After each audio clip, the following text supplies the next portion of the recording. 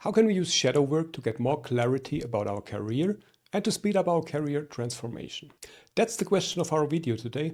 And in the last video, I told you about my 12-day water fast and how it helped me to achieve more clarity. So today I want to extend this topic and explain you how you can use voluntary suffering or getting out of your comfort zone helps you better to understand who you really are and how to use this to get a deeper sense and deeper meaning for the work you're doing. So during our careers, we follow a pattern, right? We actually always seek more comfort. And by that, I don't mean that we want to work less or that we're getting lazy or something like that, but we try to make our situation always more predictable and also more comfortable in a way, right? Means we don't like changes so often anymore. Sure, we're following our path and we get our promotions or new projects. These changes are okay. But in the bigger picture, actually, if we look on our careers, it's pretty much the same. We're chasing the same goals. We're trying to keep everything on a steady path up without too many fluctuations because they might irritate us a little bit. So we try to keep it smooth and comfortable. And that's why Carl Jung, but also Nietzsche, they recommend to use situations of discomfort, right? Or Nietzsche would call it voluntary suffering, as a chance to overcome yourself and from there really understand yourself better and putting yourself on the right direction where you actually want to go. In the last video I told you I was fasting for 12 days. I actually do this once a year. But the last time it was just 3 weeks back, so it's very fresh in my mind, the experience. So I will use this as an example to show you how the fast, but also if you don't want to fast, also other boundary experiences can help you with your shadow work, with getting this deeper connection and understanding yourself better. And by that, of course, also improve your life. So let's have a look on what's happening from a psychological point of view. So Jung calls that the persona-shadow dynamic. So while the persona is the mask we're wearing every day, so it's basically our ego that we build during our lives, especially during our, let's say, for this video relevant, our professional lives. And it's the person that we represent to the outside. It's how we want to be seen at our work. It's reflected by our job titles, by our status, and also by the money we make. So while we build this mask during our careers, we also repressed and rejected a lot of parts of ourselves, obviously, right? And they are stored in our shadow. The shadow is basically the traits or the characteristics we suppressed in our unconscious mind. And what Carl Jung says is that the key to individuation, so to basically become who you truly are, is not to take out the complete shadow and make it all the time visible, but you need to integrate it. You need to integrate your persona and your shadow and your other archetypes to complete self, right? And as I said, you don't have to accept all traits all the time, but you have to make conscious decision which parts of yourself help you in certain situations. And a situation of discomfort is a great opportunity to initiate such an integration, right? So if we are looking on my fasting period of 12 days, what I did actually, I broke my old routines because eating is a routine, right? It's also a habit. Also, we're not eating all the time because we're hungry, right? Sometimes it's also just like whatever, for social reasons, or sometimes it's just something to keep our shadow away. So what do I mean by that? Sometimes we're using eating to run away from something, right? It can be, for me, for example, it's when I'm bored, I catch myself going to the fridge or getting an apple or something like that. Or also at work, if I don't want to do like an important work that I should do right now and I procrastinate, I just go to the fridge and get something to eat. That's a mechanism of avoidance. And maybe for you it's different, but if we're honest to ourselves, we all will find such patterns in ourselves. And that's what Nietzsche would call a slave morality, right? This is like a reaction to something. We act reactive. We are not deciding ourselves what we want to do, but we do it as an impulse. So if you create for yourself such a situation of discomfort, you're actually breaking this pattern. And by that, you can start to recognize what is your avoidance. For me, in my fast, this was just not possible anymore, right? Because I was fasting. So I couldn't use this eating or this snacking habit as an escape anymore. And this recognition is the first step to transformation. And that's why it's important to create such situations for yourself. Another advantage in such situations is also that emotions can arise or pop up much more quickly. And usually if we have such a let's say, negative. I don't like the term negative because I don't think emotions are negative or positive. They're just emotions, right? It's us that are giving this judgment. But let's say if you feel like a more negative emotion, like anger popping up or fear of something, what Jung is saying is if you're getting angry on another person, this is usually a projection of yourself. Because not always, but usually it gives you a hint.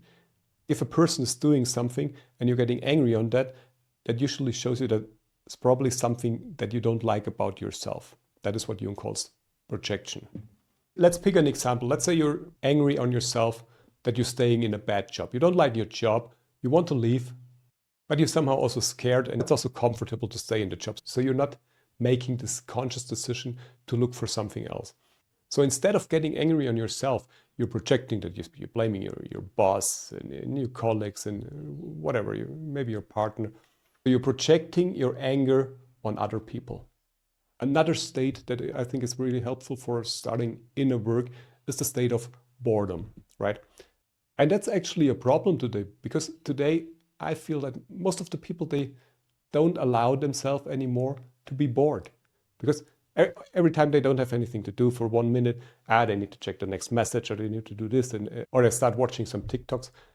So we don't allow ourselves anymore to get bored. And this is actually also a protection mechanism, because when we are bored, we have to face ourselves, right? That's when this such dialogues can start with ourselves. And usually we don't feel good when we're bored, because we have to deal with ourselves, and that's difficult, and we're not used to that anymore. So if I can give you one advice today, and I think that's the single most important on your journey, allow yourself to be bored again. Like, take some time off, take some phone-free times, some media-free times, go to the nature, meditate, do whatever, but create situations where you're alone and where you can be bored, because this is where growth really starts.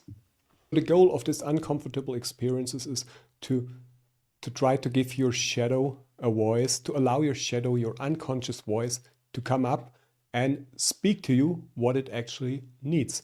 And let me give you an example. Just yesterday, I had a client, and she asked me, what do you recommend if I'm successful, but I feel empty? And that's exactly the point, right? Because that's the conflict between our persona and our shadow. There's the definition of successful. And this is our persona's definition of success. And our persona usually doesn't take it from ourselves. Our persona takes it from what society thinks is successful, or what our parents thought is successful, or what people in our job or our friends think is successful. It's not what we think is successful. But the feeling of emptiness is coming from inside. It's coming from our shadow. Our inner self is talking to us. It's telling us, look, I feel empty. There's something missing. We're not on the right way. But because we built all this fancy world around us, we don't want to listen to that, right? But ignoring that for a longer time leads also to problems, because we're actually ignoring ourselves. We're ignoring our deepest values. We're ignoring what's important to us. And this is not a good recommendation for the long term. And that's why we build all these layers of comfort around us, because this is to defend our ego.